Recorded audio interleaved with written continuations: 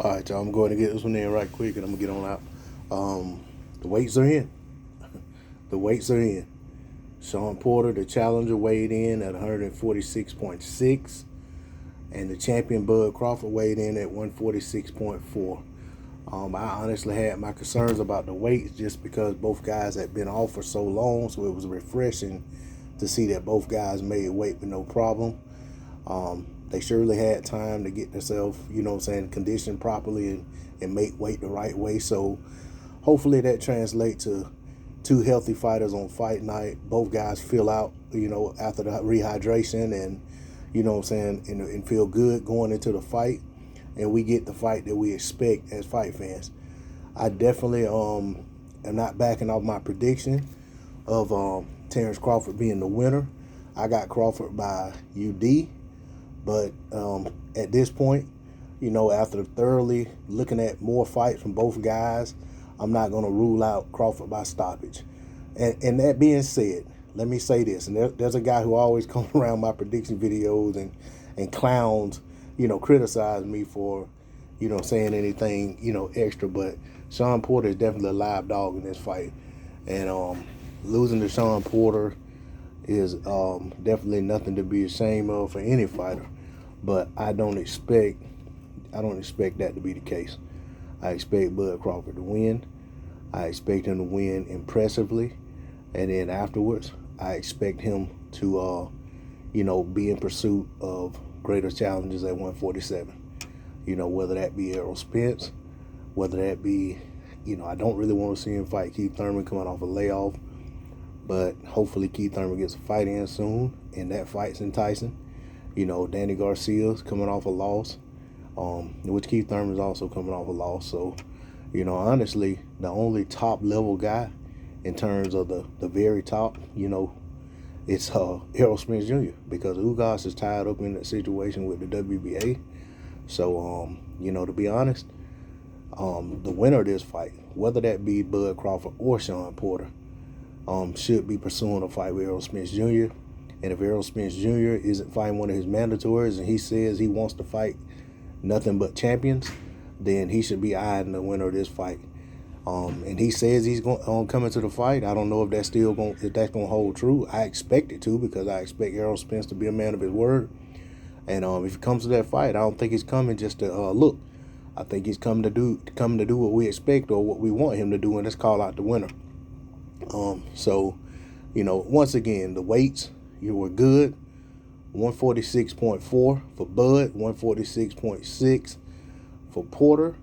And ladies and gentlemen, we'll have a fight tomorrow night. And that WBO championship is on the line. Will it change hands? We'll have to wait and see. Will Bud hold on to his title? We'll have to wait and see. Will Errol Spence Jr. call out the winner? We'll have to wait and see. If Errol Spence Jr. does call out the winner, will we get a fight after that? We'll have to wait and see. There's a lot of things I want to see and I want to know. And this fight is going to answer a lot of those questions. And the aftermath of this fight should answer a lot of those questions. We know that Terence Crawford won't have a mandatory because Shawn Porter is that. We know that if Shawn Porter wins, he won't have a mandatory right away because he's just winning the championship. Would be just winning the championship as a mandatory. So it will be all incumbent upon what's going on with these other champions. We know what Ugas has going on over there with the WBA.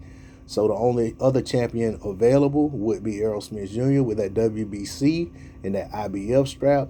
But we also know that IBF mandatory has been waiting for like a year.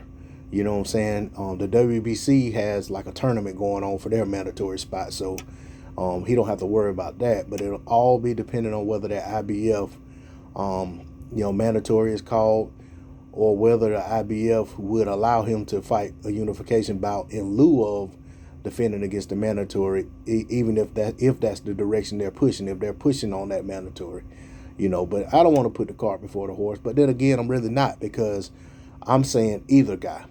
So let me make that clear. If Shawn Porter wins this fight, I'm not looking at trying to see an immediate rematch. You know why? Because I haven't heard anything about a rematch clause, and I'm never in favor of a rematch clause for a guy facing his mandatory. I think that's some sucker mess when, you know what I'm saying, I don't want to cuss, but when a guy's fighting a mandatory, he puts a rematch clause in there.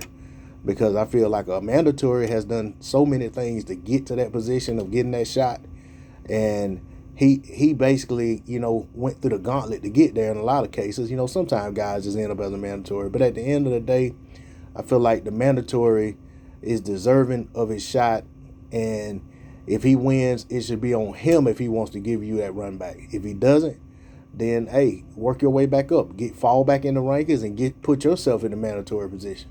You know, a lot of times sanctioning body don't drop the champion far anyway. But you know, be that as it may, I don't expect, like I said, with my pick, I'm expecting it to hold true. I expect Bud Crawford to get his hand raised at the end of the night. So everything I said about, you know, him not getting an immediate rematch and all that, I don't expect that to play a factor anyway, because I expect him to win the fight. But just to be clear, because I don't want to, you know what I'm saying, I don't want that put out there or anyone perceiving that I don't want to see a unification with Errol Spence regardless of who win the fight. I'm absolutely on board with that 100% if that's the direction Errol is able to move in as well, because we know Errol has some things going on. But I believe Errol Spence Jr. and his team, if they say that he's ready to go, I cannot, as a fan on the outside looking in, say, nah, I don't think that's what he should be doing, or this, that, and the other. You know, they know their fighter. He knows his body. You know, and whatever they decide is going to be in the best interest of the fighter, in my opinion. So I'm happy that we're getting this fight, and I'm anxious about what's going to happen at 147 with these guys at the very top. You know, it's been a long time coming. Let's see what happens. We haven't had a undisputed champion at 147 pounds in a very long time. I'm all about everything falling in place and everything being worked to get there. I don't even care who the two guys are that fight for undisputed anymore. I wanted it to be Bud and Errol Spence Jr., but at this point, I just want undisputed. If that means it ends up being Shawn Porter and your Dennis Ugas in a rematch, then so be it. But that's all I got on it. D-Lo 404 Boxing. Once again, got Bud Crawford by unanimous decision. Maybe he stops him, but I'm not leaning toward the stoppage. I picked the stoppage in Champ Ross, but I'm not leaning toward the stoppage on the you know what I'm saying, just, you know, if you ask me straight up what I think it's gonna be unanimous decision. You know what I'm saying? But that's what I got on that. D-Lo 404 Boxing. Like, share, comment, subscribe. I'm out. Peace.